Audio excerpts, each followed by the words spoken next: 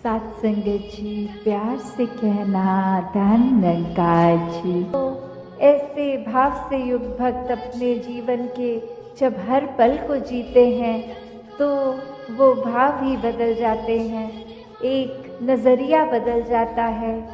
एक वो बात कि अगर हम कुछ भी उदाहरण लें कि कोई भी स्थिति में एक जो रुख करा जा सकता है वो एक अच्छी तरफ भी और बुरी तरफ भी, एक परिस्थिति से हम क्या निकालते हैं वो भी एक अच्छाई निकाली जा सकती है, एक बुराई निकाली जा सकती है। तो भक्तों ने हमेशा वो अच्छाई की ओर ही रुख करना सिखाया है कि परिस्थिति अगर इस परमात्मा ने दी है तो अच्छी ही होगी। एक अगर उस परिस्थिति को अच्छा नहीं समझ रहे हम तो वो हमारी कमी है। इस परमात्मा ने तो पूर्ण किया है इस परिस्थिति को भी। जब इस परमात्मा ने हमको जो कुछ दिया वो परमात्मा का जो दान है, तो ये परमात्मा जहाँ पूरा है तो परमात्मा की दी हुई हर परिस्थिति भी पूर्ण है।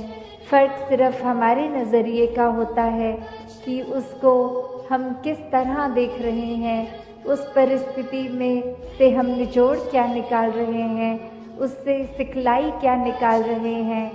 क्या हम सिर्फ हमारे अनुसार कुछ नहीं हुआ तो उसके वजह से इस परमात्मा को ही कोस रहे हैं, या ये भी मान रहे हैं कि ये ही हमारे लिए बेस्ट है और कैसे इसमें वरदान छुपा हुआ है।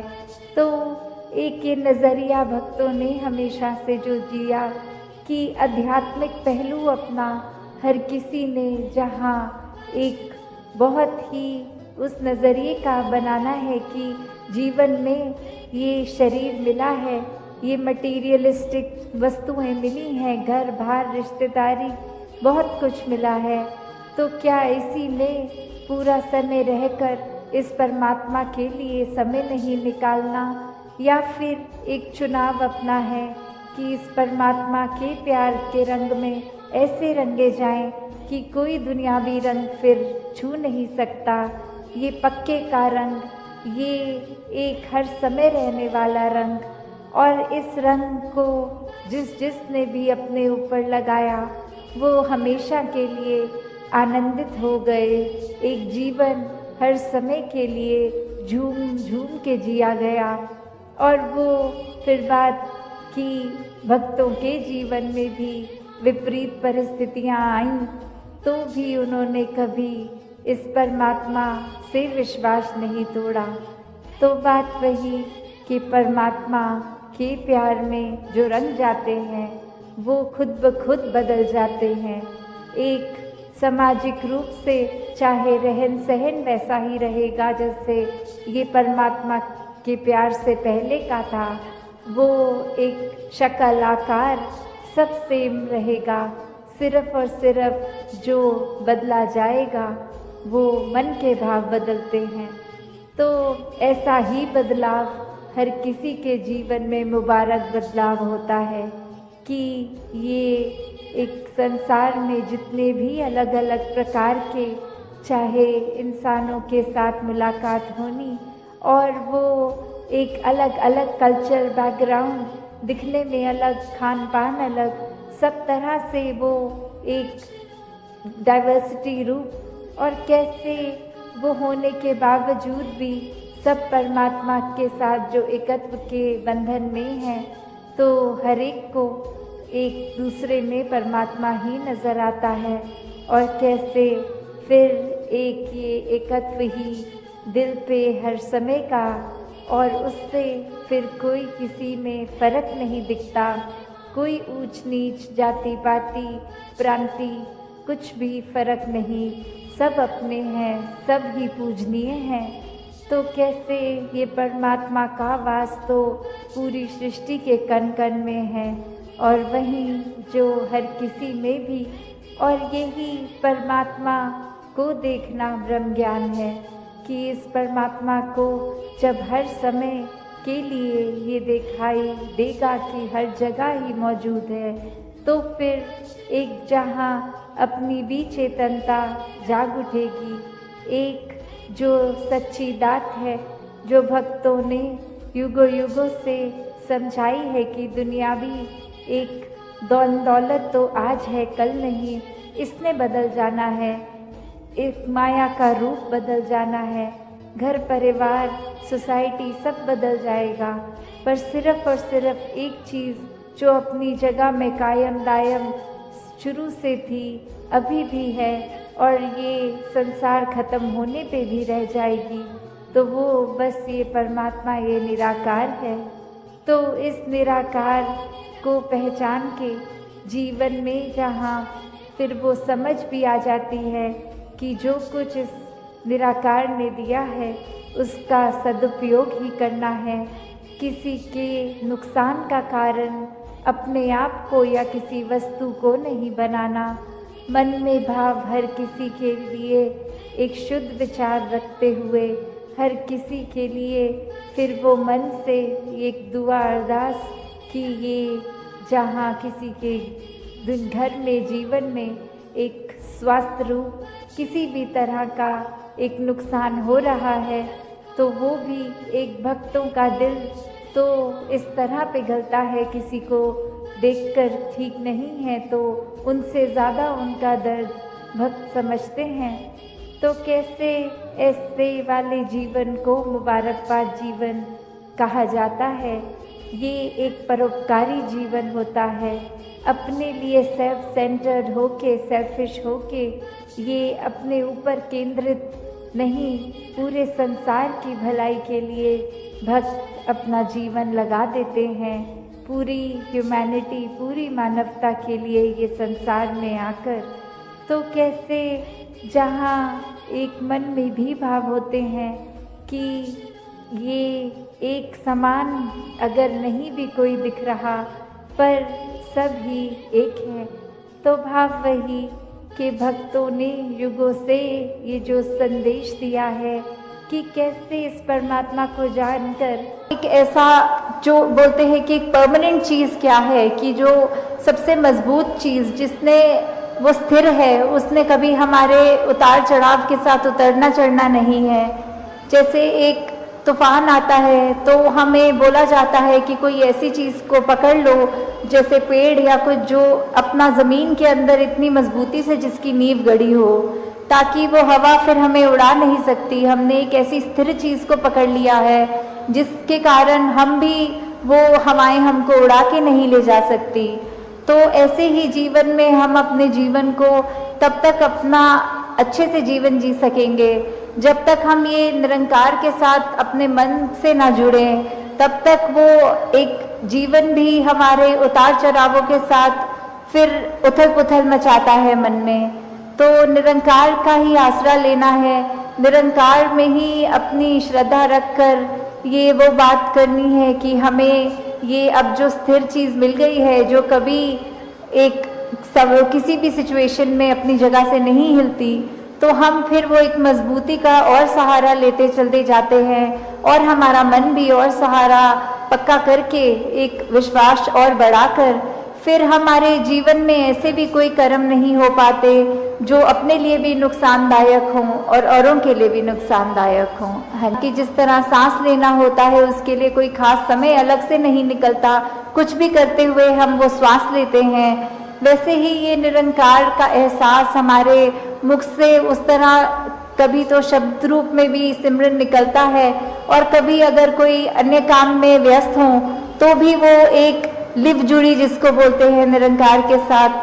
तो जब वो हो वहाँ पे हम रहे पूरे समय, तो दिन में कुछ भी करते चले जाएं पर लगातार एक चीज़ एक कांस्टेंट रहती है, वो है कि ये निरंकार का एहसास।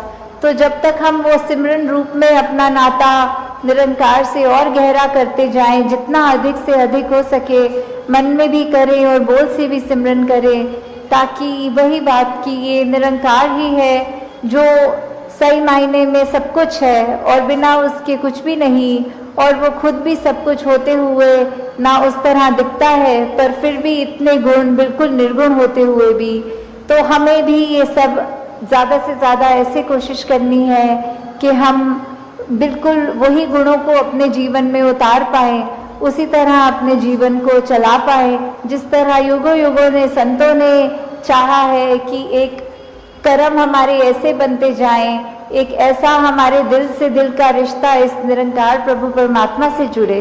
हाँ जी। कहे अवतार और पूरे गुरसिख एक नु कदी भुलावन ना।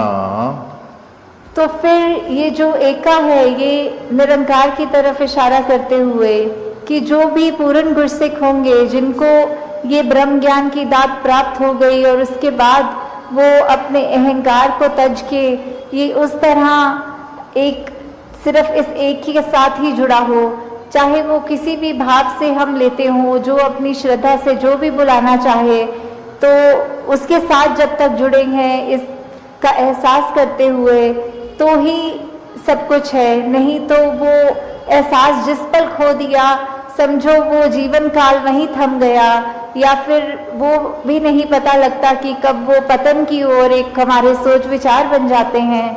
तो हमें किस तरह ये अपने अंदर और मेहनत करनी है कि बस ये एक जो है इसी के साथ और जुड़ते चले जाएं, इसी के साथ अपना हर पल इस तरह बिताएं कि जैसे एक मछली होती है जब उसको पानी से बाहर निकाल दिया जाता है तो कैसे तड़पती है, वैसे ही जिस पल हमें इस निरंकार का चेता भूले उसी समय ये तड़प अंदर से अपने आप वो लिव वापस जोड़ दे। तो इस तरह कोशिश करके अपने जीवन को हम एक उस तरह ढालें कि किस में हमें, जहाँ ये निरंकार प्रभु परमात्मा जो अंगसंग है, सदा है, कायम है और उसको ना कोई काट सकता है ना उसको कोई गीला कर सकता है, एक ऐसा परमात्मा जो शुरू से था और अंत तक है और उसका कोई अंत ही नहीं है। तो वैसे ही हमें भी उसके साथ जुड़ते हुए अपने जीवन को भी और सुधारना चाहिए।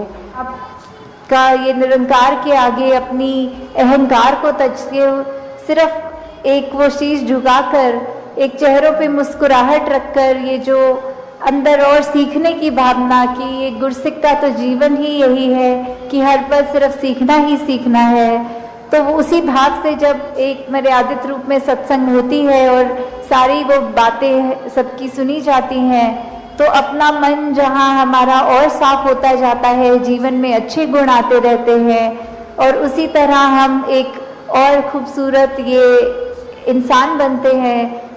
नदी की तरह बहते रहना, चलते रहना इसी निराकार में। तो ऐसे जीवन को संत हमेशा जी कर दिखाते हैं कि कैसे कोई भी सिचुएशन हमें उस तरह से उनके काबू में नहीं आता।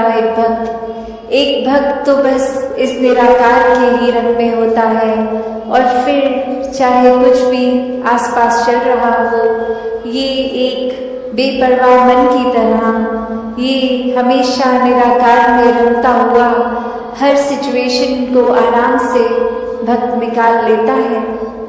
तो एक कहानी भी दासी ने एक बार पढ़ी जहाँ एक जगह पर एक इंसान को पता लगता है कि यहाँ कोई बहुत ही एक वाइज इंसान एक आए हैं जो बहुत ही एक सूझवान है और उनके पास जाकर वो कहते हैं कि आपको मुझे पता है बहुत और भी मिलने आ रहे हैं, मैं ज़्यादा समय नहीं लूँगा, बस एक ऐसी कोई शिक्षा जो आप जीवन में कोई मुझे एक आध मिनट में देकर समय बचा लें अपना भी और हमारा भी, तो ऐसी क्या वो एक अमूल्य बात होगी जो एक मिनट के अंदर एक शिक्षा जीवन भर की बन जाए। तो वो इंसान कहता है कि बस मूव ऑन, चलते चलो। और अब वो व्यक्ति ये सोच रहा है कि मैंने तो सुना था ये बहुत ही एक गहरे इंसान है, बहुत ही सूझवान है, वाइस है, और एक सेकंड का समय क्या ले लिया इन्होंने, तो बस मूव ऑन बोल दिया। तो ये तो जाने को बोल रहे हैं मुझे, मेरे से बात नहीं करना चाह रहे। और अभी इसी सोच विचार में वो इंसान 2 कदम पीछे होके उनसे सोचने ये बात लगा और फिर 1-2 व्यक्ति और इस दौरान आके उस इंसान के प्रति अपने भाव रखते गए, चलते गए और अब वो इंसान वहीं उस बात में अटक गया कि ये मुझे जाने को क्यों कह रहे हैं, और फिर से एक बार हिम्मत करके कहते कि अब ये आपने जो बात कही थी, ये बात आपने मुझे क्या कहा था कि मैं चला जाऊं, ये मूव ऑन करने की बात, और अब वो बुजुर्ग कहते हैं कि आप तो मेरी उस बात से भी अभी तक मूव ऑन नहीं हो पाए। तो ये कंपैरिजंस, ये तुलना जीवन में अक्सर हर दिन ही कहीं ना कहीं दिमाग में आ जाती है, चाहे वो कंपैरिजन फिर एक अपने लाइफस्टाइल का हो कि हम किस तरह का जीवन जी रहे हैं, क्या क्या सुख साधन है हमारे पास, क्या वो सुख साधन हमारे पास जो है वो एक दूसरों से बेहतर है कि नहीं है, क्या ये सारी चीजें जो एक जीवन में कामकाज करते, पैसे एक संभालते हुए, खरीदते हुए चीजों को, एक घर बार, एक माया रूप इकट्ठा कर बैठे हैं, क्या ये इसकी प्रशंसा की जा रही है औरों द्वारा, या फिर क्या कोई एक चीज दूसरे से बेहतर है, तब तक तो ये सुखदाई महसूस हो रहा है मन को। और जिस पल ये ऐसा कि कैसे मैं अपने जीवन को एक नैरो माइंडेड दृष्टिकोण से ही देख रही थी कि ये दुख सिर्फ मेरा ही है, किसी और के हिस्से दुख नहीं आता, सभी ने खुशियां महसूस की हैं, और किस तरह आज हर घर में जाके मेरी आंखें खुली कि ये नज़रिया, ये मेरी नैरो माइंडेडनेस, ये बहुत ही लिमिटेड सोच थी और इसी वजह से एक लाजो विजन नहीं देख पा रही थी। तो कैसे एक समझाने का कहानी से भाव यही कि हर किसी के हिस्से जो है वो हर एक पे डिपेंड करता है कि हमने उस परिस्थिति का क्या करना है।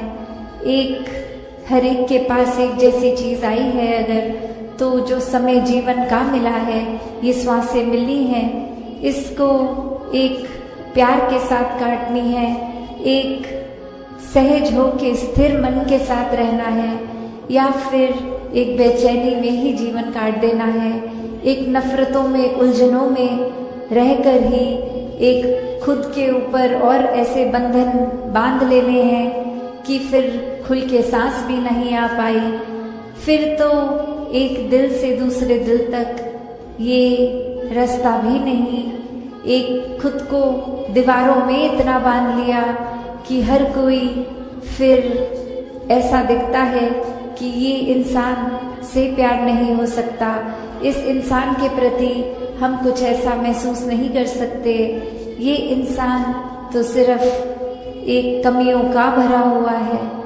तो बात वही जो हमेशा ने से संतों ने समझाई कि कमियां अगर देखनी ही है तो खुद में देखो, खुद को संवारो, और फिर ये नज़रिया ऐसा बन जाएगा कि हर कोई ही बहुत ही प्यारा अपना खुद का एक रिफ्लेक्शन ही नज़र आएगा।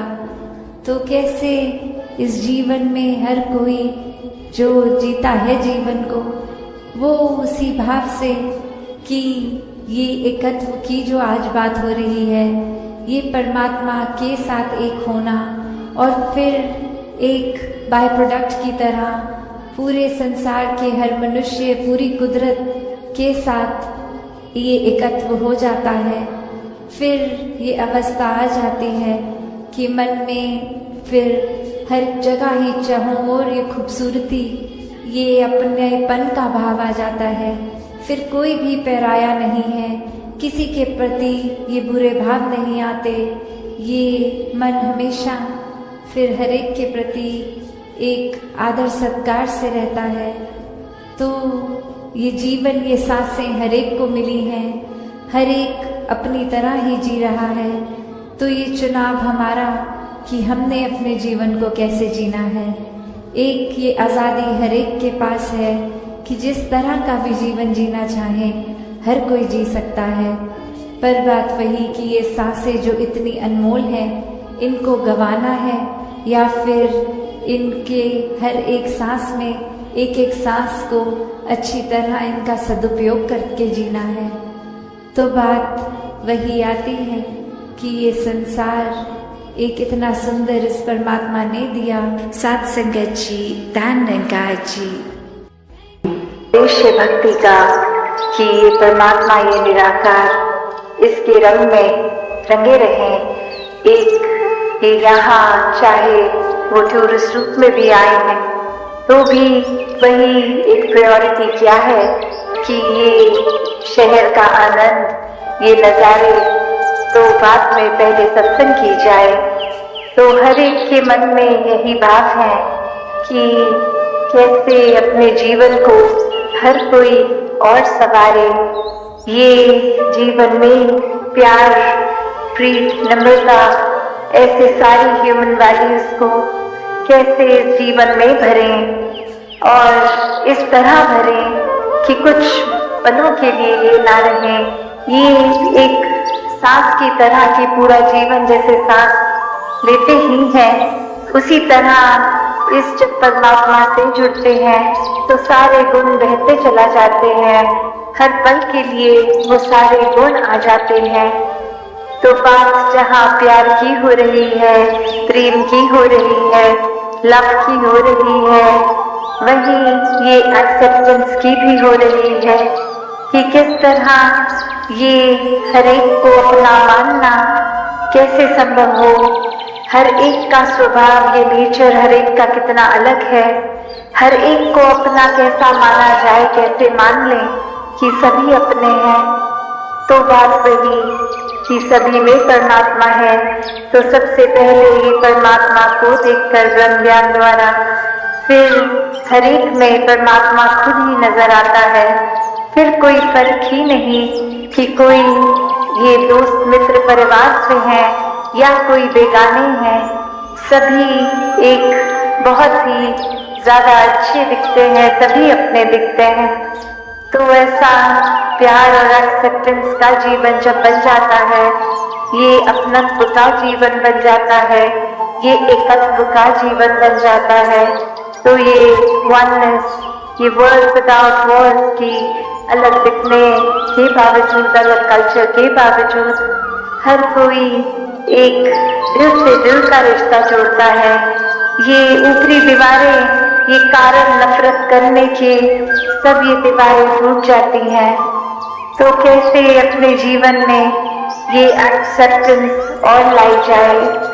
तो यहाँ जो बात एक्सेप्टेंस की हो रही है, तो वो भाव एक्सेप्टेंस का क्या कि सिर्फ वही जो हमें मिला है, ये तो एक पहलू हो गया एक्सेप्टेंस का, पर एक पहलू और भी कि उस चीज को भी एक्सेप्ट करना है जो नहीं मिला है जीवन में। क्योंकि अक्सर एक चीज जब मिल जाती है कोई, उसके साथ वो एक दिमाग खुद ही एडजस्ट करने लगता है कि चलो ये अभी जो है इसके साथ काम चलाते हैं, फिर आगे शायद इससे बेहतर कुछ मिल जाए।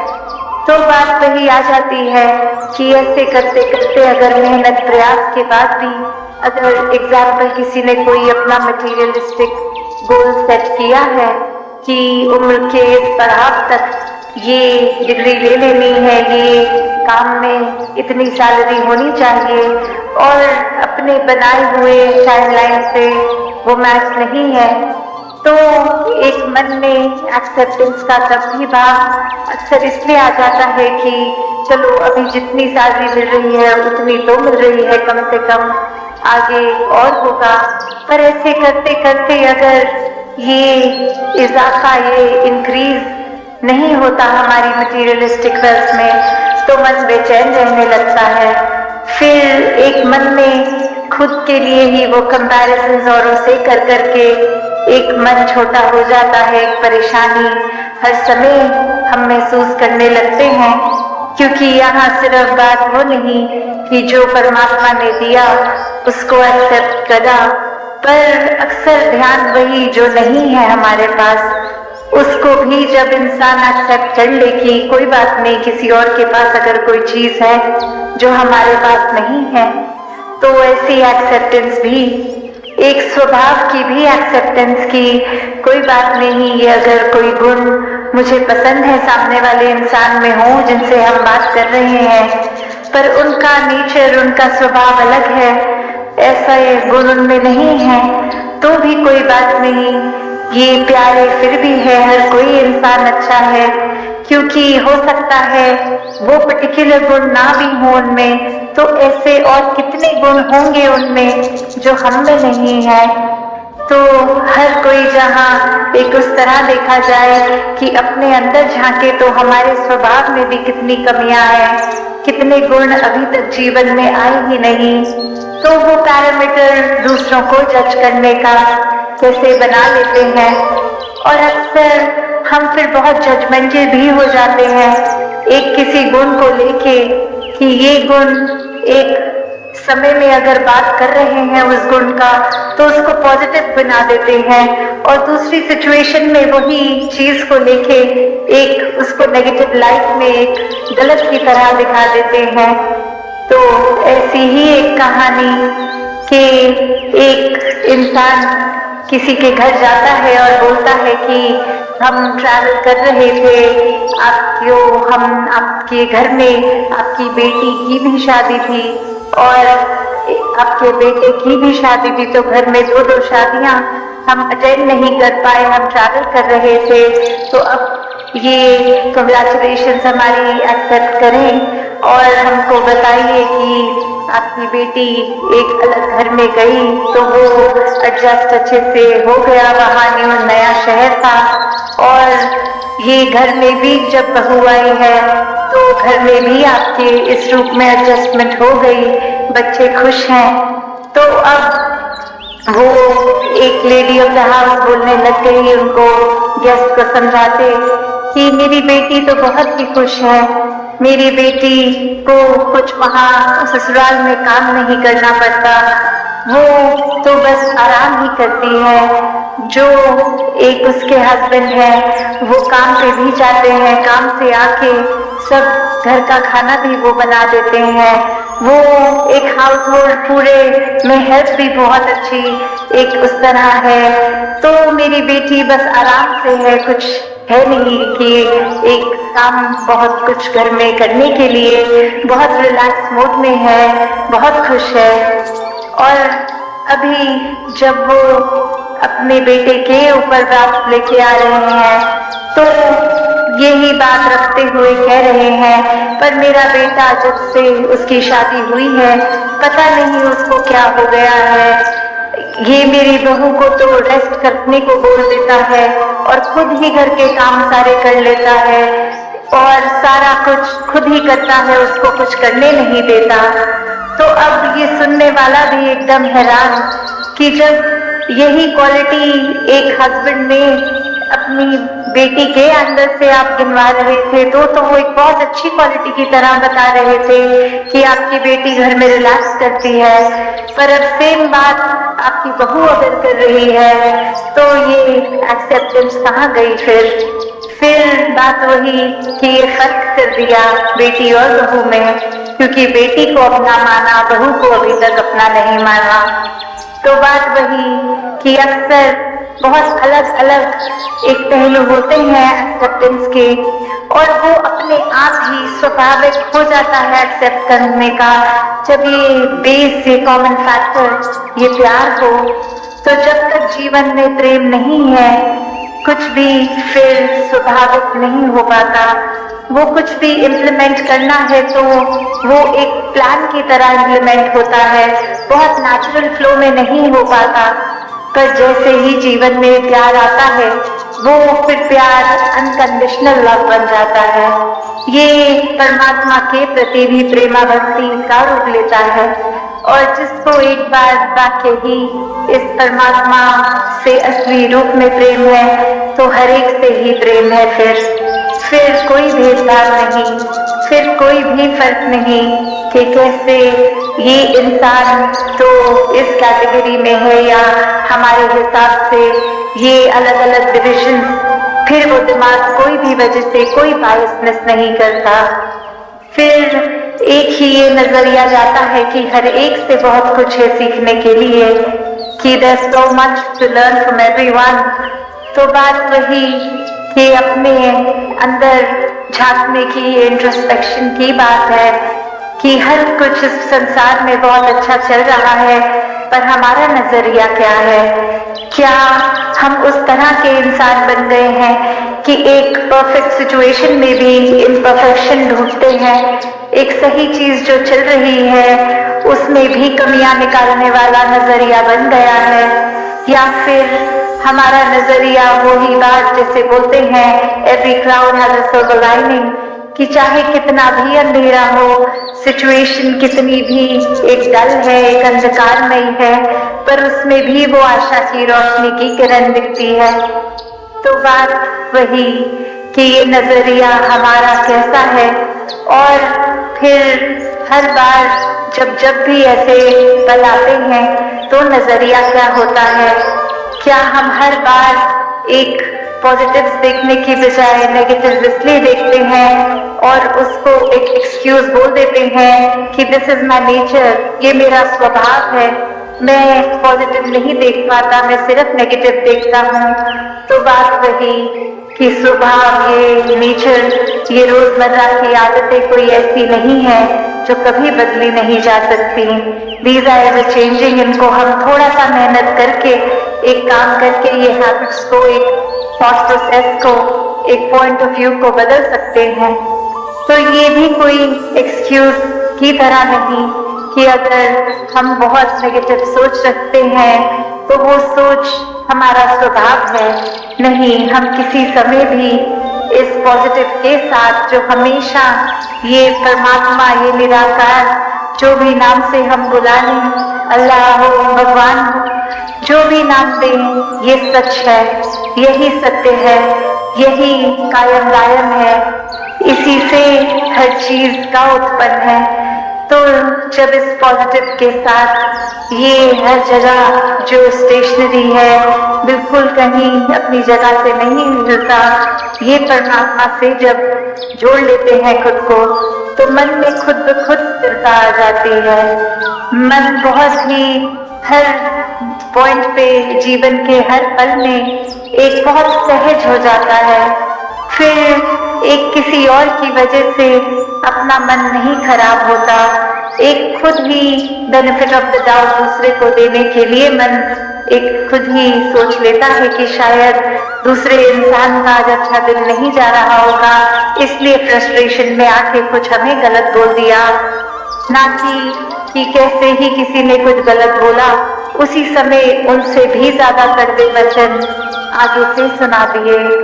तो बात वही कि हर सिचुएशन में ये रिएक्शन तो हमारे हाथ में ही है।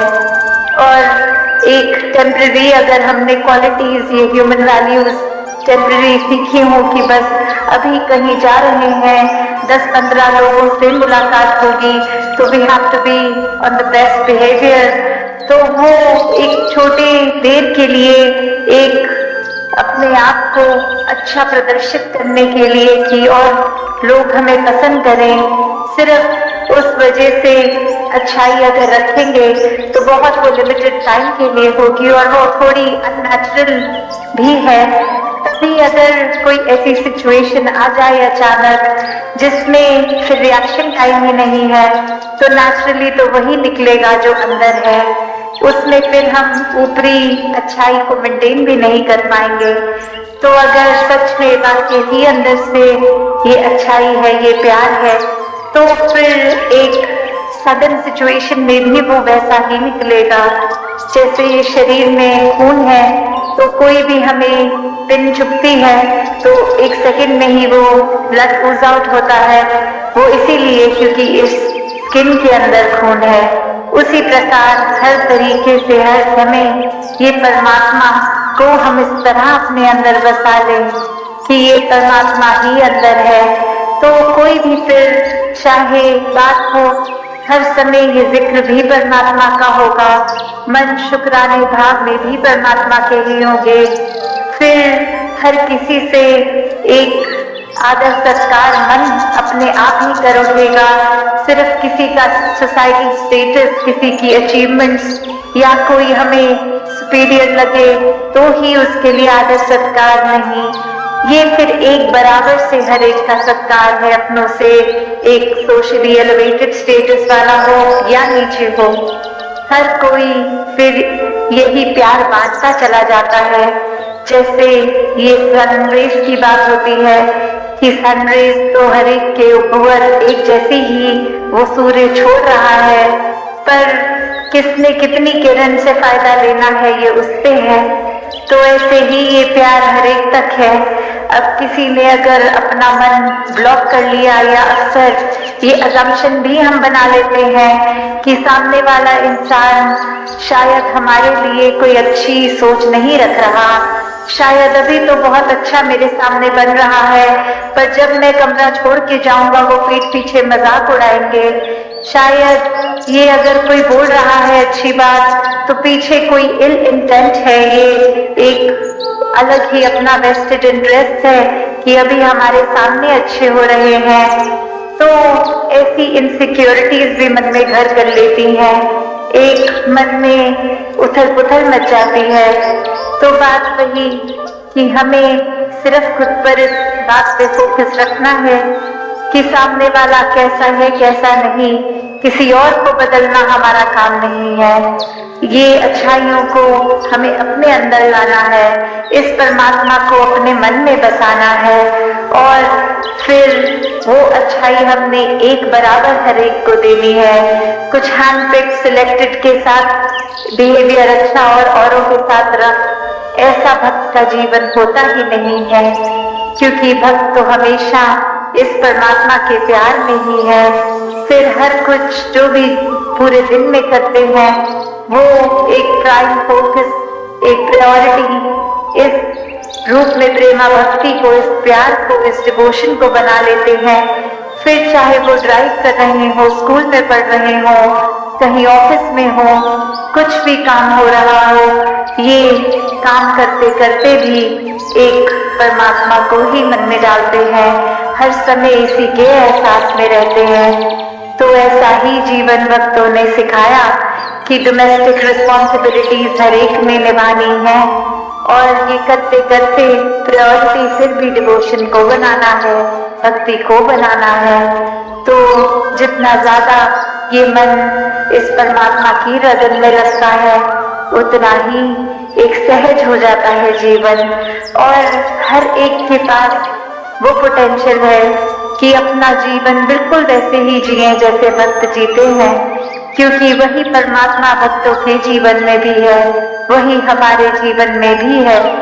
तो भक्ति के रंग में रंग के हर काम हर एक के लिए करना संभव है, एक नॉन जजमेंटल नजर से, एक अनबायस्ड होके हर एक से एक बराबर प्यार करना ही एक असली इंसान का स्वभाव, क्योंकि जो रियल आइडेंटिटी है इस आत्मा की है, ये शरीर तो खत्म हो जाएगा, जीवन खत्म होने पर ये कुछ साल के लिए ही ये शरीर मिला है, पर असली बात तो ये यूनियन, ये एकमिक होना इस आत्मा ने परमात्मा से है। तो वो अभी जैसे सत्संग के दौरान भी महापुरुष जिक्र कर रहे थे कि सिर्फ ये एक डेथ के टाइम की जर्नी की बात नहीं हो रही, कि ये पीस विदिन की जो बात है, ये जीते जी इसको मिलना है, पीस को एक्सपीरियंस करना है, ये हर समय के सुकून को जीते जी एक इसमें रहना है, एक जीते जी ही भ्रमलीन होना है, इस परमात्मा में जीते जी ही खुद को इसी में एकमिक करना है। तो हर समय जो इस परमात्मा से जुड़ेंगे वही अपनी आखिरी ब्रेथ पे भी, अपनी आखिरी श्वास पे भी इस परमात्मा से ही जुड़कर इस मोक्ष और मुक्ति के हकदार होंगे। शिष्य आता है जो काफी सालों के बाद, और आते ही अपने गुरु के आगे 1000 सोने की गिनिया दे देता है और ये कहता है कि इतने वर्ष मैंने काम काज किया, और बात मन में यही आती रही कि आपके सामने आशीर्वाद लेंगे जब एक 1000 गिनियाँ पूरी हो जाएंगी और आज ये बोरी भर के आपके पास ये समर्पित करने के लिए आए हैं और आप इसको कबूल कीजिए। वही वो गुरु वो लेकर सामान अपने शिष्य से कहता है कि ठीक है, तुमने ये दी, मैंने स्वीकार करी और अब ये जो सामने नदी बह रही है, सारी की सारी ये गिनियाँ उस पानी में बहा दो। और अब वो शिष्य के मन में सवाल कि क्या ये एक क्या ही बात हुई, इतनी मेहनत जो करी कि गुरु को देंगे और अब वो दे भी दिया, तो उसके बाद वो इसको अपने पास नहीं रख रहे हैं, वो इसको नदी में बहाने को कह रहे हैं। तो वही वो सवाल कि क्या फिर वो समर्पण था कि अगर एक क्या होगा अब उस वस्तु का, जिस तरह हम देना चाह रहे थे वो उस तरह अपनाई नहीं गई, उसको साथ तो कुछ और ही करने को कह दिया। तो वही ये ख्याल जहाँ उस शिष्य को आया और फिर वो अपने मन पे किसी तरह काबू करके, क्योंकि अब गुरु ने कहा था तो वो फॉलो करने के लिए किसी भी सोच विचार के साथ चला तो गया नदी किनारे कि ठीक है, अब कहा है तो ऐसा ही करना होगा। और वहीं काफी देर हो गई और अब गुरु भी इंतजार कर रहा है कि ये इतनी देर से लौट के नहीं आया, इतनी देर क्यों लग रही है वो उसको वो सिक्के नदी में बहाने के लिए। तो फिर वो गुरु ही खुद उस नदी किनारे जाते हैं और क्या देखते हैं कि वो शिष्य एक एक करके सिक्के को फेंक रहा है, जिसकी वजह से वो बहुत ही देर लग रही है। वो एक बार फिर गुरु समझाते हैं कि ये समर्पण करना है तो इतनी देर क्यों लग रही है, समर्पण तो एक साथ ही किया जा सकता है, पूरी की बोरी को एक साथ ही नदी में बहाया जा सकता था, तो एक एक करके क्यों, इतनी देर लगा के क्यों।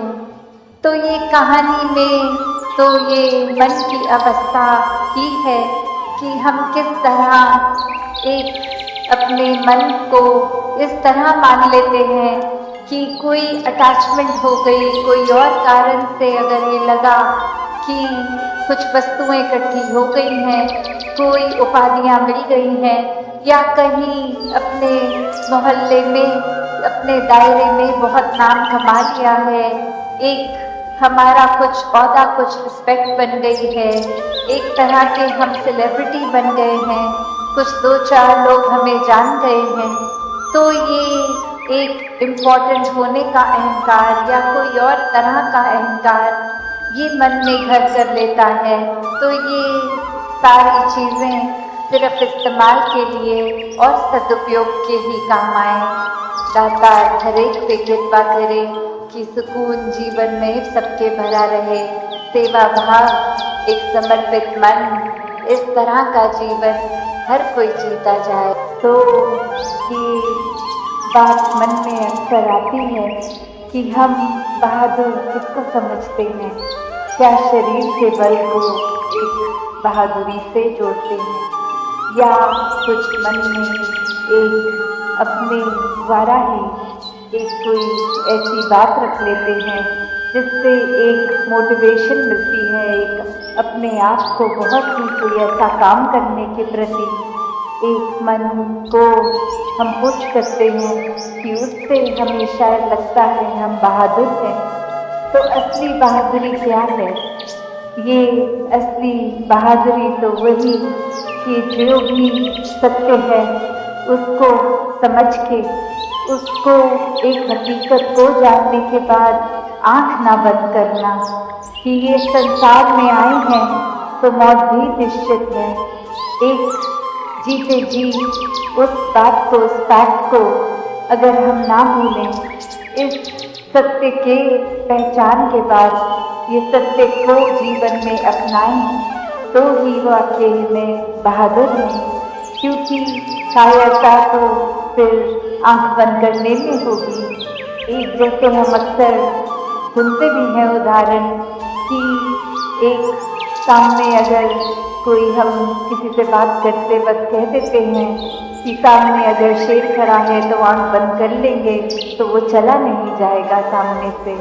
तो कायरता और बहादुरी ये पहलू जीवन में देखें तो वही कि एक जीवन में समाप्त होना है और जीते जी एक अनेकों रंग की जिंदगी दिखाती है, एक हर एक स्थिति में अलग महसूस कराती है। तो क्या सिर्फ मन की ये फीलिंग्स पे या इमोशंस पे या मन के एक उतार चढ़ाव को ही हम अगर हकीकत मान लेंगे तो स्थिर नहीं हो पाएंगे। एक सदैव के लिए स्थिरता सहजता चाहिए तो इस सत्य के साथ ही जुड़ना होगा और वो सत्य ये ब्रह्म ज्ञान कि हर समय ये परमात्मा का एहसास, इसको पहले जानकर फिर इसको एक जिस पर पूरा विश्वास होना और विश्वास के साथ ही जीवन में भक्ति और आनंद आना। कैसे फिर जीवन में इस प्रभु के प्रति वो प्रेमा भक्ति की अवस्था एक हमेशा के लिए। फिर कोई भक्ति में ये नहीं कहा जाता कि दुनियावी काम छोड़ दो, एक जो भी एक साधन है जीविका कमाने का उसको त्याग दो, कहीं दूर चले जाओ, एकांत में चले जाओ। नहीं, एक एकांत में एक समाज से कट के उस तरह भक्ति नहीं, समाज घर परिवार में रह के भक्ति करना। हर एक परमात्मा की रचना, हर एक इंसान, चाहे वो घर के मेंबर्स हों या फिर कोई दोस्त या फिर कोई अजनबी, तो कैसे हर एक में जहाँ परमात्मा है, हर एक में उस परमात्मा का वास है, तो ये परमात्मा हर एक में देखा जा सकता है। तो वो उससे इसकी दूरी ये तय हो जाती है जब साक्षात ब्रह्म ज्ञान द्वारा ये परमात्मा दिखता है, फिर वो संगन में दिखता है। फिर ये परमात्मा एक हर समय की सच्चाई बन जाती है। बाकी दुनियावी सच्चाइयाँ तो बदलती रहती हैं, कोई भी ऐसी चीज़ नहीं जो सदैव की सच्चाई हो। एक शरीर को भी हम ले तो ये भी बदल जाता है, हमारे सोच ख्याल को ले ये भी बदल जाते हैं, कोई भी तत्व ले लें वो भी अपना रूप बदल लेता है। तो कैसे सिर्फ और सिर्फ ये परमात्मा जो अगर जहाँ पे भी आस्था है, विश्वास है, उस धर्म ग्रंथ को भी पकड़ लें तो वही परिभाषा है कि ये परमात्मा, इसका कोई टुकड़े नहीं कर सकता, ये कोई फॉर्म में नहीं है, ये हर जगह है, शुरू से था और सृष्टि खत्म होने पे ये अंत नहीं है इसका। कैसे ये कोई भी चीज़ से एक कम ज़्यादा नहीं किया जा सकता। तो जो ये सच्चाई को पहचान लेता है, वास्तव में वो अपनी हकीकत भी पहचान लेता है कि एक शरीर से जुड़ी हुई एक शॉर्ट टर्म, एक छोटे, एक कुछ सालों के लिए कम समय की एक सच्चाई नहीं, पर सदैव रहने वाली सच्चाई। साथ संगत जी प्यार से कहना धन निरंकार जी। साथ संगत जी प्यार से कहना धन निरंकार जी। स्वागत है आप सभी का हमारे YouTube चैनल सोना इंस्पायर विचार पर। साथ संगत जी, दास आज फिर आप जी के लिए बहुत ही सुंदर आध्यात्मिक कहानी विचार लेकर आया है, जिसका विषय है आत्मज्ञान की राह, सच्चा ज्ञान। साथ संगत जी, आशा है प्रवान करें और ध्यान से सुने। चलिए शुरू करते हैं। साथ संगत जी, बहुत समय पहले की बात है, हिमालय की वादियों में एक महान संत रहते थे जिनका नाम स्वामी आनंदादास था। वे गहरे तपस्वी, ज्ञानी और दयालु थे। दूर दूर से लोग उनके दर्शन के लिए आते और अपने जीवन की समस्याओं का समाधान पाते थे। एक दिन एक उत्साही युवक उनके पास पहुंचा।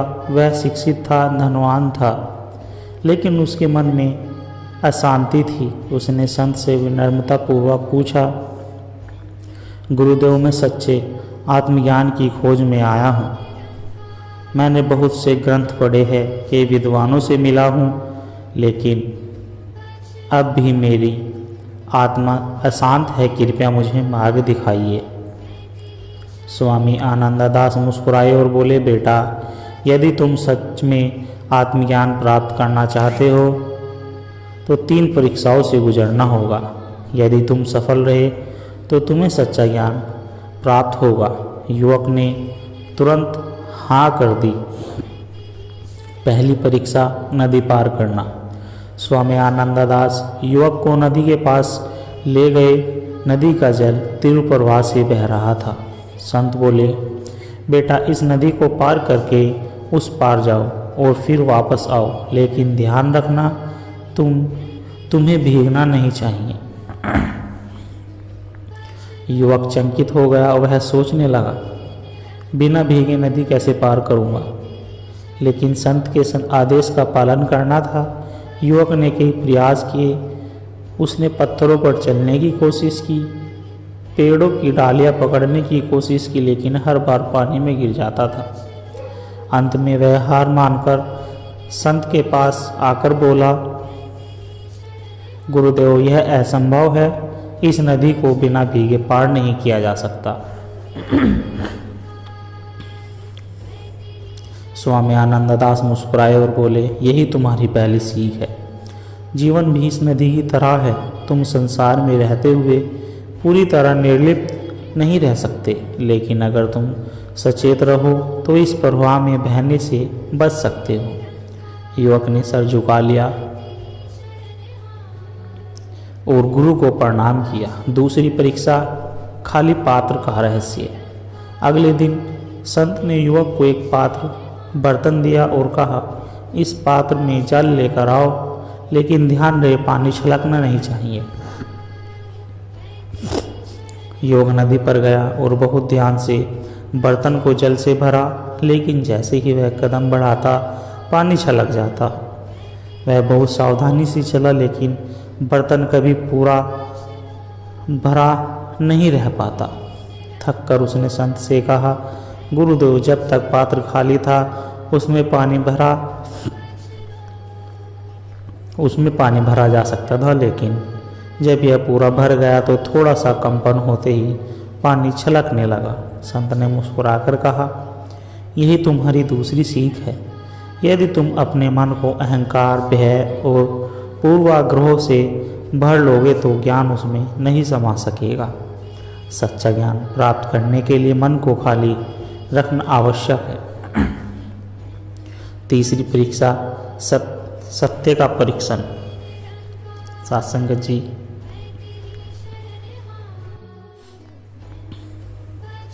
अगले दिन संत ने युवक को जंगल की ओर भेजा और कहा, इस जंगल में जाओ और सबसे मूल्यवान वस्तु खोज कर लाओ जो किसी के लिए सबसे अधिक महत्वपूर्ण हो।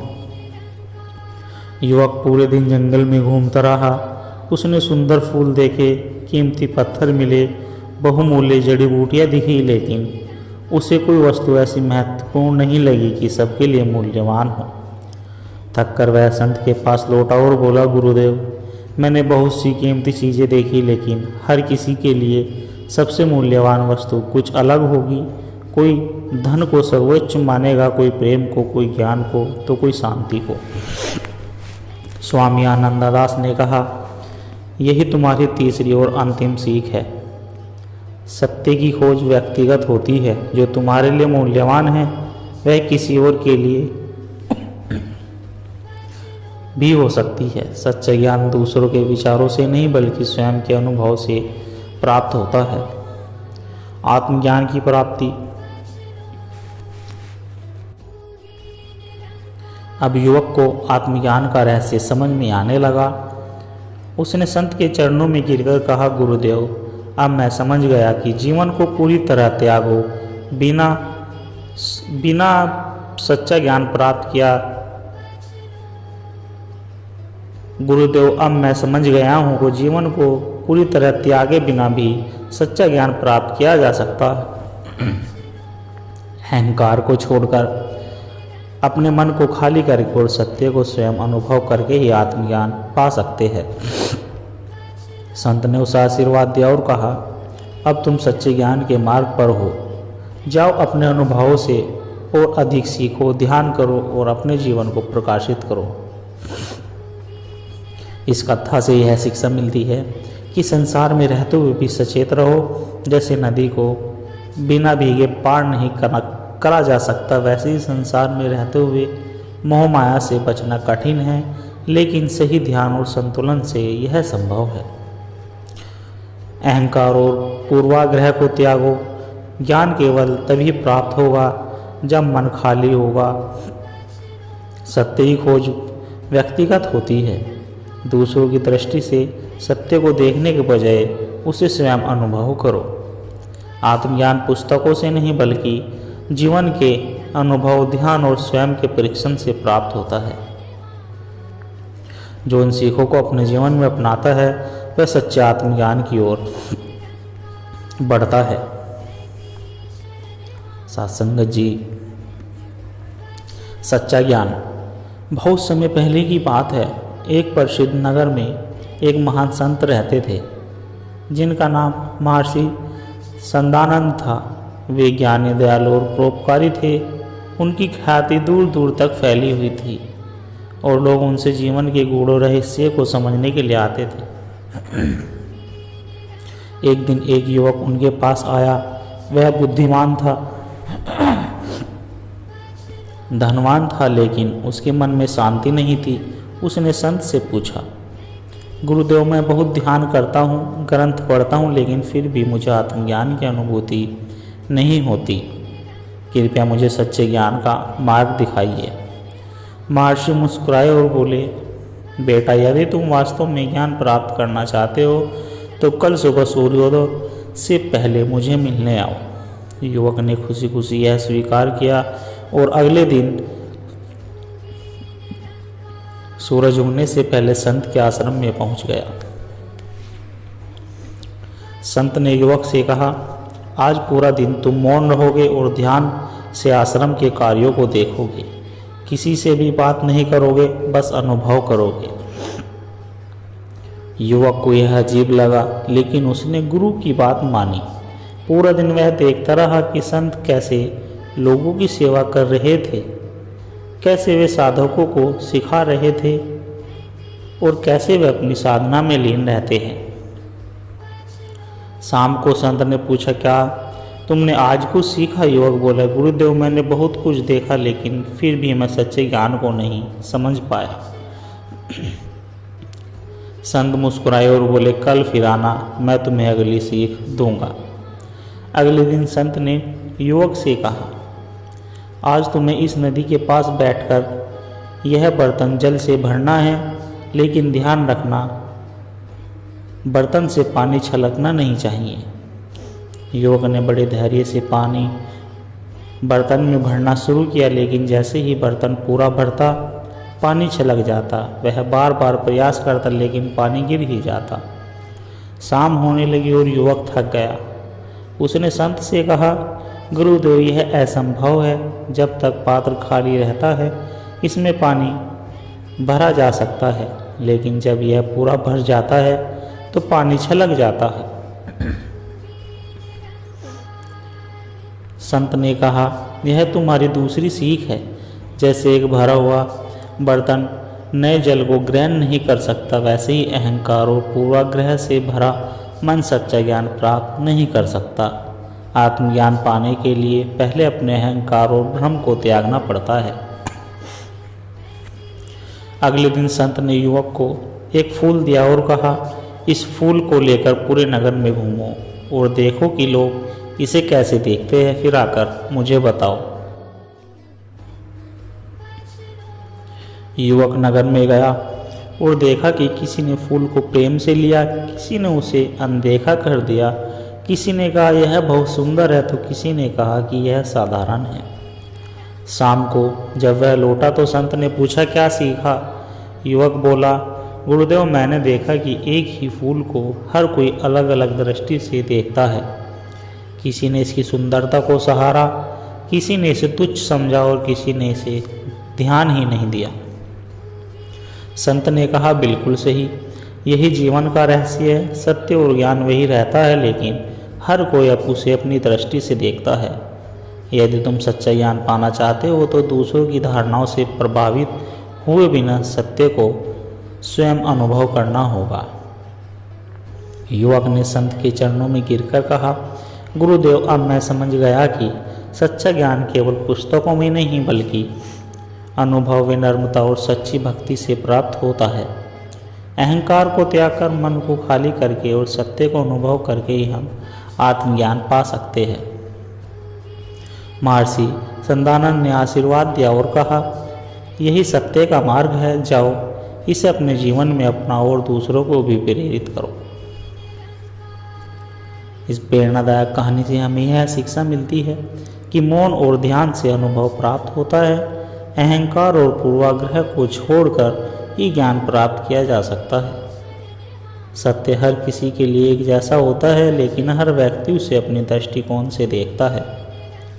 सच्चा ज्ञान केवल अध्ययन से नहीं बल्कि अनुभव, सेवा और भक्ति से मिलता है।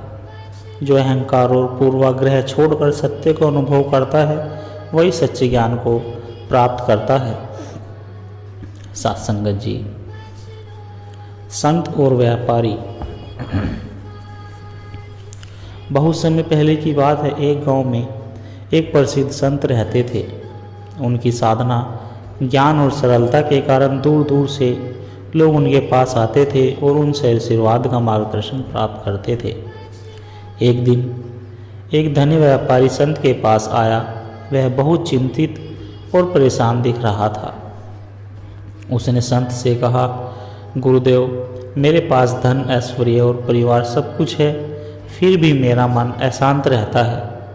मुझे हमेशा चिंता रहती है कि कहीं मेरा धन नष्ट न हो जाए, लोग मेरा अपमान न करें या कोई अनहोनी न हो जाए। कृपया मुझे शांति का मार्ग दिखाइए। संत मुस्कुराए और बोले, कल सुबह सूर्य उदय से पहले नदी के किनारे मुझे मिलो, तब तुम्हारे प्रश्न का उत्तर दूंगा। अगले दिन व्यापारी सूर्योदय से पहले नदी के किनारे पहुंचा। संत पहले से ही वहां खड़े थे। उन्होंने व्यापारी से कहा, अपने सबसे मूल्यवान वस्त्र और गहने पहन कर आओ और अपने साथ एक कटोरी दूध भी लेकर आओ। व्यापारी ने वैसा ही किया जैसा संत ने कहा था और संत के पास आकर खड़ा हो गया। संत ने उसे आदेश दिया, अब इस कटोरी को दोनों हाथों में पकड़कर नदी के किनारे चलो, लेकिन ध्यान रहे एक भी बूंद दूध गिरनी नहीं चाहिए। व्यापारी बहुत ध्यानपूर्वक कटोरी को पकड़े हुए नदी किनारे चलने लगा। उसकी पूरी एकाग्रता, पूरा ध्यान उस कटोरी पर था। जब वह एक चक्कर लगाकर वापस आया तो संत ने पूछा, बेटा, रास्ते में क्या देखा? व्यापारी बोला, गुरुदेव, मैंने कुछ नहीं देखा, मेरा पूरा ध्यान इस कटोरी पर था ताकि दूध की एक भी बूंद न गिरे। संत मुस्कुराए और बोले, यही तुम्हारे प्रश्न का उत्तर है। संत ने समझाया, जब तुम जीवन में बाहरी चीज़ों जैसे धन, प्रतिष्ठा, डर, भविष्य की चिंता की ओर ध्यान दोगे तो तुम्हारा मन हमेशा शांत रहेगा। लेकिन जब तुम अपने भीतर के लक्ष्य, धर्म, सत्य और आत्मज्ञान पर ध्यान केंद्रित करोगे तो तुम्हें शांति मिलेगी। जैसे तुमने पूरी यात्रा के दौरान केवल दूध की कटोरी पर ध्यान दिया, वैसे ही अगर तुम परमात्मा पर ध्यान केंद्रित करोगे तो कोई भी चिंता तुम्हें परेशान नहीं करेगी। व्यापारी की आंखों में आंसू निकल आए। उसने संत के चरणों में गिरकर कहा, गुरुदेव, आज मुझे समझ आया कि असली शांति बाहरी दुनिया में नहीं बल्कि अपने भीतर है। मैं आज से जीवन को एक नई दृष्टि से देखूंगा। सत्संगत जी, इस प्रेरणादायक कहानी विचार से हमें यह शिक्षा मिलती है कि जिस चीज़ का ध्यान जिस चीज़ पर ध्यान केंद्रित करोगे वही जीवन में महत्वपूर्ण बन जाएगी। बाहरी चीज़ों की चिंता करने से शांति नहीं मिलती, बल्कि शांति आत्मज्ञान और आध्यात्मिकता से मिलती है। भौतिक सुखों का आनंद लो, लेकिन उन्हें जीवन का केंद्र मत बनाओ। यह कथा हमें सिखाती है कि वास्तविक सुख और शांति बाहरी संपत्ति में नहीं, बल्कि भीतर की आत्मा में स्थित है। जब हम अपने सच्चे ज्ञान लक्ष्य को पहचान कर उसे अपनाते हैं तो जीवन में कोई भी चिंता या भय हमें विचलित नहीं कर सकता। मनुष्य इस संसार में केवल भौतिक सुखों के लिए नहीं आया है। जीवन का उद्देश्य केवल धन, परिवार और प्रसिद्ध पाना नहीं, बल्कि आत्मज्ञान प्राप्त करना है। संत जन कहते हैं कि जब तक मनुष्य अपने जीवन के वास्तविक उद्देश्य को नहीं पहचानता, तब तक वह दुखों के चक्र में फंसा रहता है। श्री भागवत गीता में श्री कृष्ण कहते हैं, जो जन्म और मृत्यु के चक्र को समझ लेता है वही सच्चे आनंद को प्राप्त करता है। इसलिए हमें अपने जीवन को केवल सांसारिक मोह माया में नहीं बिताना चाहिए, बल्कि आत्मा की उन्नति और परमात्मा से जुड़ने का प्रयास करना चाहिए। हमारा मन एक चंचल हिरण की तरह इधर उधर भागता रहता है। यह कभी भूतकाल में विचरण करता है तो कभी भविष्य काल की चिंता में डूब जाता है। लेकिन संत हमेशा कहते हैं कि जो व्यक्ति अपने मन को नियंत्रित कर लेता है वही वास्तविक सुख और शांति का अनुभव करता है। कबीरदास जी कहते हैं, मन के हारे हार है, मन के जीते जीत। इसलिए हम मन को साध ले तो जीवन में कोई भी कष्ट हमें परेशान नहीं कर सकता। ध्यान, सत्संग और साधना से मन को शांत किया जा सकता है। अधिकांश लोग सोचते हैं कि धन, पद, प्रतिष्ठा और ऐश्वर्य से सुख प्राप्त होगा, लेकिन यदि केवल बाहरी चीज़ों से सुख मिलता तो अमीर और शक्तिशाली लोग कभी दुखी नहीं होते। वास्तविक सुख केवल आत्मज्ञान, प्रेम और भक्ति से प्राप्त होता है। भगवान बुद्ध ने कहा था, वास्तविक सुख बाहरी चीज़ों में नहीं बल्कि आंतरिक शांति में है। इसलिए हमें बाहरी चीज़ों का गुलाम बनने के बजाय अपने भीतर देखने का प्रयास करना चाहिए। सत्संग का महत्व। सत्संग का अर्थ है संत यानी सत्य और संग यानी संगति। जब हम सत्संग में बैठते हैं तो हमारे विचार शुद्ध होते हैं, हमारी आत्मा पवित्र होती है और हमें जीवन के सही मार्गदर्शन की प्राप्ति होती है। तुलसीदास जी कहते हैं, संतन की महिमा अपरंपार, जिन्हा जनत जगत उजियार। जब हम सत्संग में रहते हैं तो हमें अच्छे विचार मिलते हैं और हम बुरी संगति, आलस्य और लोभ से बच जाते हैं। अहंकार मनुष्य की पतन की ओर ले जाता है। जैसे कोई गुब्बारा जितना अधिक फूलता है उतना ही जल्दी फूटता भी है, वैसे ही अहंकार से भरा व्यक्ति भी शीघ्र ही दुखी हो जाता है। श्रीमद् भागवत गीता में श्री कृष्ण कहते हैं, अहंकार करने वाला व्यक्ति आत्मज्ञान से दूर चला जाता है।